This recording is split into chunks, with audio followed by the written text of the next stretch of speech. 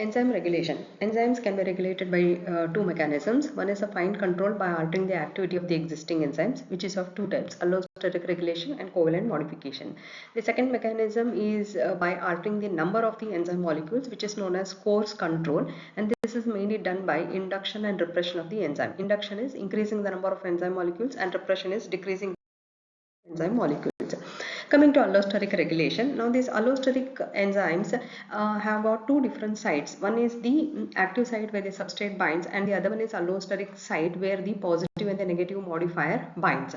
Binding of a positive modifier enhances the enzyme activity, whereas binding of a negative modifier decreases the enzyme activity. There are two more concepts associated with the allosteric regulation. One is positive cooperativity and the other one is negative cooperativity.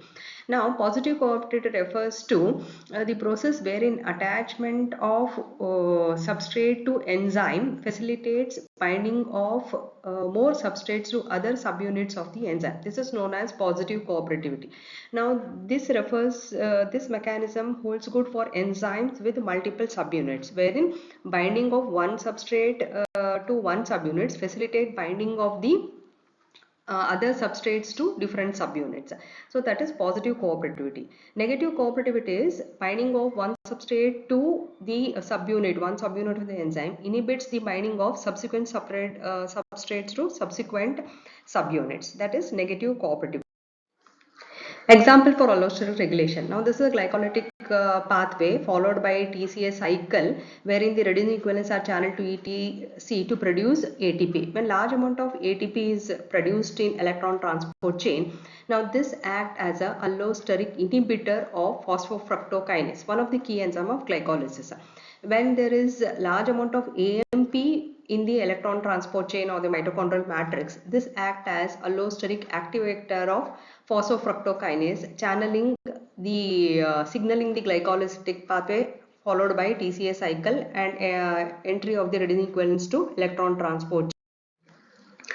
Second mechanism is covalent modification, where the enzyme activity is either increased or decreased by addition or removal of the group.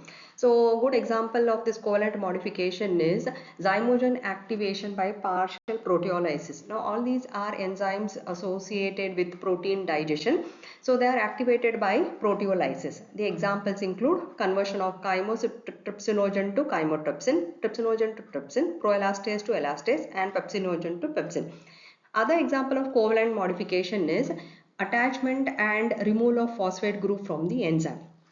Now, these attachment and removal of the phosphate group is under the influence of hormones, glucagon, epinephrine, and also insulin.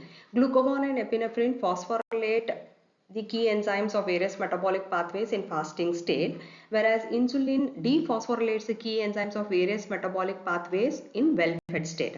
Now, this is an example of phosphorylation of key enzymes in fasting state. Now, glucagon and epinephrine are the main hormones that regulate the fasting state. Now, these hormones stimulate adenyl cyclase and causes cyclization of ATP to cyclic AMP. Now, this will in turn induce a variety of protein kinases, and this will lead to phosphorylation of the key enzyme of glycogenesis, that is glycogen synthase, and the key enzyme of glycogenolysis, that is glycogen phosphorylase. What you need to appreciate here is both the enzymes are phosphorylated, but the phosphorylated glycogen phosphorylase, key enzyme of glycogenolysis, is active in fasting state, whereas phosphorylated glycogen synthase, key enzyme of glycogenesis, is inactive in fasting state. Now, why is this needed in our body? Now, this type of regulation helps to prevent futile cycle. So, in fasting state, there is only glycogenolysis operating in the body, and in well-fed state, glycogenesis operates to prevent futile cycle. So, this is the mechanism in place inside our. The next one is by induction and repression of enzyme. Now, these two mechanisms operate at gene level and they invariably take several days to come into picture.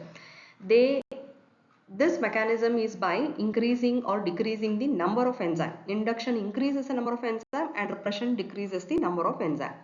Coming to mechanism of repression, now this is the example of heme synthesis, and the key enzyme of heme synthesis is ALA synthase.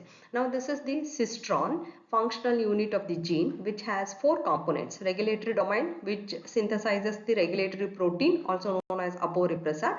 Then we have the promoter site, where the RNA polymerase binds. Then we have the operator site and the structural gene. Structural gene for heme synthesis is ALA synthase, which is transcribed, and this will facilitate heme synthesis. When an individual is having sufficient amount of heme in his or her body, now this heme will go and bind to the regulatory protein, also known as aporepressor, and forms a holorepressor. Now, so this will block the progression of the RNA polymerase over the promoter and the operator site, and the structural gene is not transcribed and heme is not produced. This happens only when there are sufficient iron stores or sufficient amount of hemoglobin is present in an individual. So when an individual is having low iron stores or low level of hemoglobin, so what happens? So there is no obstruction of this regulatory domain, and there is no formation of holorepressor, and RNA polymerase is free to move over the functional unit of the gene and transcribe the ALA synthase to produce heme. Coming to induction. Now, a good example for induction is induction of aminotransferase enzyme. Enzymes which are involved in synthesis of non-essential amino acids inside our body by glucocorticoids. Now, these glucocorticoids directly go and bind to the aporepressor or the regulatory protein produced by the regulatory domain and inhibit them, so that RNA polymerase is free to move over the functional unit and transcribe the structural gene, that is aminotransferase, and induce the synthesis of amino acids in the body. Now this is the mechanism behind anabolic effect of glucocorticoids or steroids. The next mechanism of regulation is compartmentalization. Here, as you see, this is the heme biosynthesis taking place inside the body. Now this pathway is partly cytoplasmic and partly mitochondria, so which will bring about the regulation of the heme synthesis. The last one is feedback regulation, also called as feedback inhibition or the end product inhibition, where the end product of the pathway, biosynthetic pathway, will inhibit the first enzyme or the key enzyme of the metabolic pathway. Now this is again an example of heme synthesis, where the first reaction of condensation of glycine and succinyl-CoA by ALA synthase, and finally with continuous conversion of substrate to product, at the end product heme is formed. Now this end product heme will inhibit this ALA synthase. So this is known as feedback inhibition or the end product inhibition.